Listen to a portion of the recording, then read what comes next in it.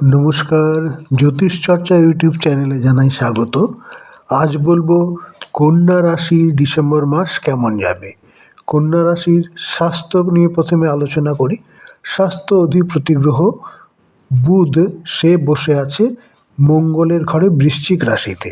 সুতরাং বুধ এবং মঙ্গলের অবস্থান সঠিক নয়। বুধ মঙ্গলের ঘরে ভালো কাজ করে না, কাজেই এই মাসে কিন্তু স্বাস্থ্য নিয়ে একটু সমস্যা থাকছে। সিজনাল প্রবলেম যেগুলো থাকছে, সর্দি কাশি লেগে যাওয়া বা স্কিনের প্রবলেম যেগুলো শীতকালে হয়, সেগুলো কিন্তু হতে পারে এবং ইমিউনিটি পাওয়ার, শরীরের রোগ ক্ষমতাটাও খানিকটা কম থাকছে। ধনুভাবের অধিপতি গ্রহ শুক্র আছে শনির ঘরে। শুক্র এবং শনির অবস্থান সবসময় ভালো হয়। সুতরাং এ মাসে কিন্তু ধনের আগমন বিভিন্ন উৎস থেকে হতে থাকবে এবং আয়ের ক্ষেত্রটা ভালো থাকছে, শুভ থাকছে। তবে সাহস পরাক্রমের কিছুটা অভাব দেখতে পাওয়া যাচ্ছে। রিস্ক নেওয়ার সাহসটা কম থাকছে, কারণ অধিপতি গ্রহ মঙ্গল নিচস্থ হয়ে আছে। অহেতুক রিস্ক এ মাসে না নেওয়াই ভালো, তাতে কিন্তু সমস্যা বাড়বে।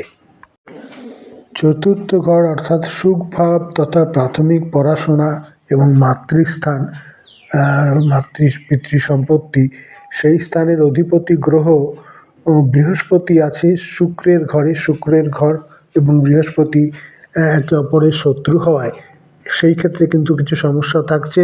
প্রাথমিক পড়াশোনায় মনোযোগ কম থাকবে এবং সুখের অসুবিধা, সুখভাব কোনো কারণে তাকে বঞ্চিত হতে পারে মাসের সুখ থেকে, সেই ভাব দেখতে পাওয়া যাচ্ছে।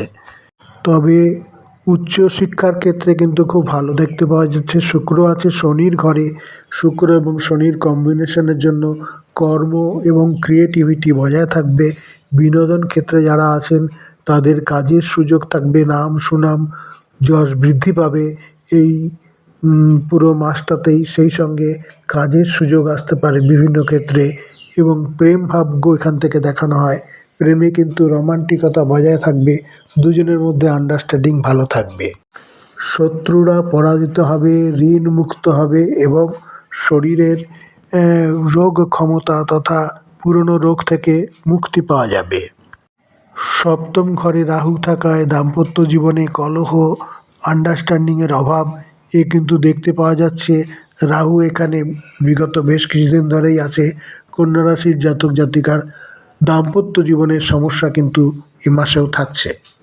অষ্টম ভাবের অধিপতি গ্রহ মঙ্গল নিচস্থ হয়ে আছে। হঠাৎ করে চোট চাপেট পাওয়া, দুর্ঘটনার সম্মুখীন হওয়া, কোনো কারণে দুঃখ পাওয়া, কারোর সাথে মতানৈক্য হওয়া, এগুলো কিন্তু হতে পারে। সেদিক দিয়ে প্রতিটা মুহূর্তেই সতর্ক থাকতে হবে। নবম স্থান অর্থাৎ ভাগ্যের স্থানের অধিপতি গ্রহ শুক্র কিন্তু খুব ভালো জায়গায় আছে, শনির সাথে আছে। সুতরাং ভাগ্য এই মাসে খুব সুপ্রসন্ন থাকছে। ভাগ্যের সহযোগিতা পাওয়া যাবে। কোনো কাজ করবার আগে বৃহস্পতি তথা শুক্র দেবতার আশীর্বাদ নিয়ে কাজ শুরু করলে ভাগ্য কিন্তু এ মাসে যথেষ্ট সহযোগিতা করবে। কর্মের স্থানের অধিপতি গ্রহ বুধ যেহেতু বসে আছে মঙ্গলের ঘরে, সুতরাং কর্মের ক্ষেত্রে কিন্তু সহযোগিতা তেমন পাওয়া যাচ্ছে না। অতিরিক্ত পরিশ্রম করতে হতে পারে। সহকর্মীদের তথা বস হয়তো সন্তুষ্ট হবে না, সেক্ষেত্রে পরিশ্রম বেশি করতে হবে এবং অনেক কাজই হয়তো আটকে যেতে পারে। সুতরাং সেদিকে একটু ফোকাস বেশি রাখতে হবে। আয়ভাবে নিচস্থ মঙ্গল বসে থাকায় এবং শুক্রের দৃষ্টি সেখানে থাকায় বিনোদন তথা আনন্দ ফুর্তির জন্য কিন্তু অনেক বেশি খরচা হতে পারে এবং ভুল সিদ্ধান্ত নেবার জন্য অনেক খরচ হয়ে যেতে পারে। সুতরাং সেদিকে নজর রাখতে হবে। ব্যয়ভাবের অধিপতি গ্রহ এখানে রবি, সে আছে মঙ্গলের ঘরে।